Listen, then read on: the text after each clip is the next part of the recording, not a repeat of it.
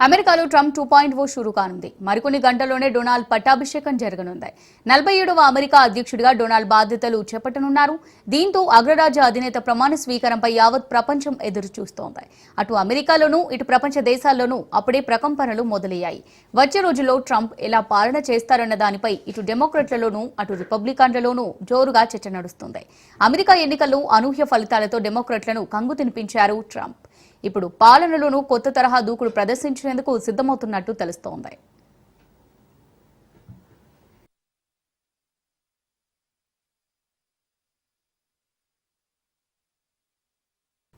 మాటకు మాట, దెబ్బకు దెబ్బ, చర్యకు ప్రతిచర్య. ఇది అమెరికా కొత్త అధ్యక్షుడు ట్రంప్ స్టైల్. తొలిసారి అమెరికా అధ్యక్షుడిగా పదవిలో ఉన్నప్పుడే కాదు, దిగిపోయాక కూడా తన తెంపటితనాన్ని ఏమాత్రం విడిచిపెట్టని మొండిగట్టు ఆయన. రెండోసారి అమెరికా ప్రెసిడెంట్ పోస్టు దక్కించుకునేందుకు రెడీ అవుతున్న వేళ ఆయన హామీలపైనే సర్వత్రా చర్చ నడుస్తోంది. ఎన్నికల ముందు ఇచ్చిన వాగ్దానాలకు కట్టుబడి పాలిస్తానని చెబుతూ దూకుడుగా వ్యవహరిస్తున్నారు డొనాల్డ్. అక్రమ వలసదారులు దేశం విడిచి వెళ్లాల్సిందేనని ఆయన స్పష్టం చేయడంతో వలసదారులు అమెరికా విడిచి వెళ్లేందుకు మూటాముల్లే సర్దుకోవాల్సి వస్తుంది.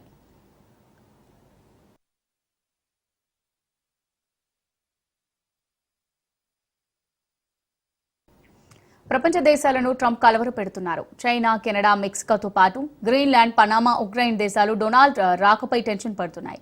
దేశీయ కంపెనీలకు మేలు చేయాలని, స్థానికంగా ఉద్యోగాలు కల్పించాలనేది ట్రంప్ లక్ష్యం. దీనికోసం చైనా, కెనడా, మెక్సికో దిగుమతులపై భారీగా సుంకాలు విధించేందుకు సిద్ధమవుతున్నారు. ఇప్పటికే దిగుమతుల సుంకాలను వసూలు చేసేందుకు ఓ శాఖను సృష్టించారు. అయితే ట్రంప్ ప్లాన్ భౌగోళిక వాణిజ్య యుద్ధంగా మారేలా కనిపిస్తోంది.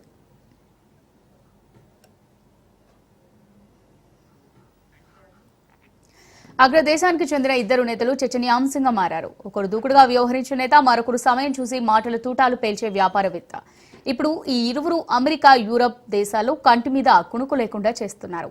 శత్రు దేశాలైతే పర్లేదు, కానీ మిత్ర దేశాల రాజకీయాల్లో కుంపట్లు రాజేస్తున్నారు. మిత్ర దేశాల అధిపతులకు సహనానికి పరీక్షలు పెడుతున్నారు.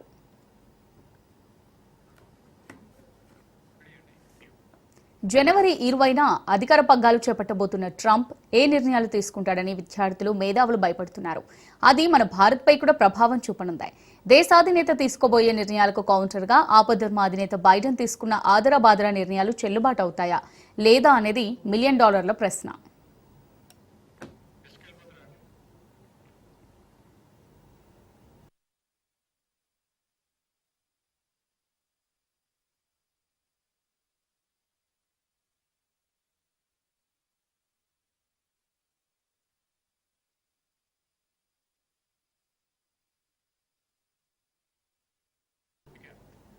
రైట్, ఇక ఇదే అంశంపై మనతో చర్చించడానికి సిద్ధంగా ఉన్నారు బండారు రామ్మోహన్ రావు, అనలిస్ట్, అలాగే యుఎస్ ఇమిగ్రేషన్ అటార్నీ జనేత రెడ్డి గారు. రామ్మోహన్ రావు గారు నమస్తే అండి. జనేత రెడ్డి గారు నమస్తే. నమస్తే అండి. రైట్, రామ్మోహన్ రావు గారు మీరు చెప్పండి. అమెరికా అధ్యక్షుడిగా ట్రంప్ బాధ్యతలు అయితే చేపట్టనున్నారు. మరి రాజ్యాధినేత నిర్ణయాలు ఏ విధంగా ఉండే అవకాశం ఉందంటారు? అమూల్య గారు, మీకు అట్లాగే జనేత గారికి అట్లాగే రాజ్ న్యూస్ ప్రేక్షకులకు నమస్కారం. అమెరికా గురించి మాట్లాడుకోదలుచుకుంటే చాలా ఉన్నాయి. కాకపోతే ఇంకొక 24 గంటల ఉంది మనకి. సోమవారం వాళ్ళకి మంది కాదు, మనం ఆదివారంలో ఉన్నాం. సోమవారం రేపు మొదలవుతుంది మనకి. కనుక ఈ ప్రమాణ స్వీకారం కంటే ముందు గత 4 ఏళ్లు అమెరికా అధ్యక్షుడిగా ట్రంప్ పనిచేశారు. అమెరికన్స్ ఫస్ట్ అని చెప్పి. అట్లానే మధ్యాహ్నం ఓడిపోయినా కూడా తాను రకంగా ఓడిపోయినట్టు కాకుండా జనంలో ఉన్నారు కూడా. ఎవరికైనా భూమిపుత్రుల సిద్ధాంతం చెప్తే మనది మనకు, మన లోకల్ అంటే వార్డు మెంబర్ ఎన్నికల్లో కూడా పక్క వాడు వస్తే నాన్ లోకల్ అనే పరిస్థితి నుంచి అమెరికా ప్రజలను రెచ్చగొట్టడం ఈజీ కదా. కనుక నాన్ లోకల్ బయట వాళ్ళు పోవాలి, మనం పాలించుకోవాలని మాట్లాడు. అది మనదే వలస దేశం అయినా సరే. నాకంటే జనేత గారు బాగా చెప్తారు, కానీ నేను నా అవగాహన మీద చెప్తున్నాను. ఇక్కడ ఏమవుతుందంటే ఎన్నిక అవుతున్నాడు. సీతయ్య ఎవడు చెప్పినా వినడు, టెంపరీ ట్రంప్ అని 4-5 వ్యాసాలు రాశాను నేను. నిజమే, కానీ చాలా బోళా మనిషి, బోళా బాల. ఏది మన ట్రంప్ అనుకున్నది మాట్లాడతాడు, మాట్లాడేది చేస్తాడు. మనసా వాచా కర్మ వేరే ఉండదు ఆయన. నేను గమనించింది, ఎందుకంటే ఒక 20-25 ఏళ్ళుగా అమెరికా ఎన్నికల గురించి నేను పరిశీలిస్తున్న వాడిగా ఆయన అనుకున్నది చేస్తాడు. డిప్లొమాట్ గా గోళం నుంచి ఇటు పక్కన ఇప్పుడు రేపటి దిగిపోయే జో బైడెన్ ఉన్నాడు అనుకోండి, చాలా డిప్లొమాట్. అనుకునేది ఎవరు బయటకు చెప్పలేదు. ఒక రకంగా చెప్పాలంటే 2016 నుంచి 20 దాకా ట్రంప్ పరిపాలించినప్పుడు మనకు అమెరికన్ ఫస్ట్ టైం ఎన్నికైంది కదా, చాలా నష్టం చేస్తున్నాం అనుకున్నాను నేనైతే. కానీ ఏం చేయలేదు. ఇప్పుడు ఈ మాట కరెక్టా కాదా తర్వాత సంగతి, కానీ మొరిగే కుక్క కరవదు, కరిచే కుక్క మొరగదు అన్నట్టు ఆయన మాట్లాడింది, కానీ నష్టం చేయలేదు. కానీ ఈ 4 నెలల్లో జో బైడెన్ చాలా అమెరికా అధ్యక్షుడిగా ఉండి కొంచెం నష్టం చేసిన అనుకుంటున్నాను, అంటే చేయాల్సిందే. ఇప్పుడు ఈయన వస్తున్న క్రమంలో 3 విషయాలు మనకు స్పష్టంగా కనపడుతున్నాయి. ఒక 3-4 నెలల నుంచి, అంటే ఆయన ఎన్నికైనా 75 రోజులు అయింది, రేపు 75 రోజుల తర్వాత ప్రమాణ స్వీకారం చేస్తున్నాడు. ఈ 75 రోజుల్లో చాలా పుకార్లు రాజ్యమెత్తున్నాయి. ఎట్లా, రేపు మీరు అన్న మీ ఎంపీలో మూట అమ్ములే సర్దుకొని పోవాల్సి వస్తుందా అని, ఏం ఒకపోతున్నాను. కొన్ని విషయాలు కఠినంగా ఉండడం సరి అయింది అంటున్నాను. ఎందుకంటే ఉదాహరణకు అమెరికన్ సిటిజన్షిప్ ఎట్లా రావాలి, పుట్టుకతో వస్తుందా, పుట్టుక కాకుండా డైరెక్ట్ గా మనకు పుట్టుకతో రావడం ఇప్పటిదాకా ఉన్నది, అది కాకుండా చేస్తే ప్రయత్నం చేస్తే మన వాళ్ళకి ఎవరికి నష్టం జరగవచ్చు. కానీ అక్కడి పద్ధతి హర్షిస్తారు కదా, సిటిజన్షిప్ విషయాన్ని హర్షిస్తారు కదా, మనకి నష్టం లేదు వరకు చెప్పాలంటే. అట్లాగే ఆయన ఒక 4-5 మాటలు మాట్లాడండి. ఒకటి, యుద్ధం ఆగాలి, ఏది మనకు ఉక్రెయిన్ రష్యా యుద్ధం గురించి మాట్లాడండి. అటు పక్కనే ఇప్పుడు మధ్య ఆసియాలో మాట్లాడుతున్న పశ్చిమాసియాలో జరుగుతున్న ఈ విషయం గురించి, మధ్య ఆసియాలో మాట్లాడుతున్న విషయం గురించి మాట్లాడండి. ఆయన ఏం మాట్లాడిండు, ఈ యుద్ధం కూడా ఆగాలి, నేను వచ్చేదాకా వేరు చేయను అన్నాడు. ఇవాళ మధ్య శుభతరుణం ఏంటంటే, ఇవాళనే మనకి ఇజ్రాయెల్ కును గాజా మధ్యన ఏదైతే ఉందో ఒప్పందం ఉందో, అది మెల్లగా హమాస్ మధ్యన ఒప్పందం అమలు మొదలైంది. 3 విడిచిపెట్టారా లేదా అని రేపటి తేలుతుంది మనకి. కనుక అక్కడ మొదలైంది. ఇది ఎవరి గొప్ప అనే వివాదం కూడా ఇప్పుడు వచ్చింది. ఈయన రాకముందే నేను సంవత్సరం క్రితం ఈ ట్రీటీ కుదిరించినా కదా, ఆ ట్రీటీలో మరి అవే అంశాలు కదా, అప్పుడు ఫెయిల్ అయితే ఎందుకు, ఇప్పుడు వచ్చింది ఎందుకు అంటే కఠినంగా నేను హెచ్చరించిన కనుక వచ్చిందని ట్రంప్ అంటున్నాడు. కాదు మా సంవత్సరం కృషి ఇప్పటికి ఫలించిందని జో బైడెన్ అంటున్నాడు. ఎట్లా దిగిపోయే వాటికి జీతా ఓ సికెద్దరు అన్నట్టు గెలిచే ఉంది మాట చెబుతుంది. కనుక ఆయన రేపు పోతున్నాడు కదా, సమస్య లేదు. కానీ అమెరికా ప్రజలు ఇప్పటికి కూడా అధ్యక్షుడు అంటున్నా కానీ అధ్యక్షురాలు కాలే, అది నాకు బాగా లోటు అనిపిస్తుంది. అంటే పురుషాధిక్య సమాజంలో ఇప్పటి వరకు అమెరికాలో 2 సార్లు మంచి అవకాశం వచ్చినా కూడా అమెరికా అధ్యక్షురాలుగా మనం ఎన్నుకోలేకపోయినాం కదా, 2 సార్లు అవకాశం కానీ ఎన్నుకోలేకపోయినా. అంటే పురుషాధిక సమాజం ఇంకా కొనసాగుతుంది, అధ్యక్షుడిగానే ఇప్పుడు అందుకే చైర్పర్సన్ అనే మాట మన దగ్గర మార్చుకున్నాం, చైర్మన్ అనే పదం మనం మార్చుకున్నాం, చైర్పర్సన్ అన్నా. ఆడవాళ్ళకు కూడా అధికారం ఇచ్చే లోకల్ బాడీస్ లో అయితే 50% ఇచ్చినాం కదా లోకల్ గవర్నమెంట్స్ లో.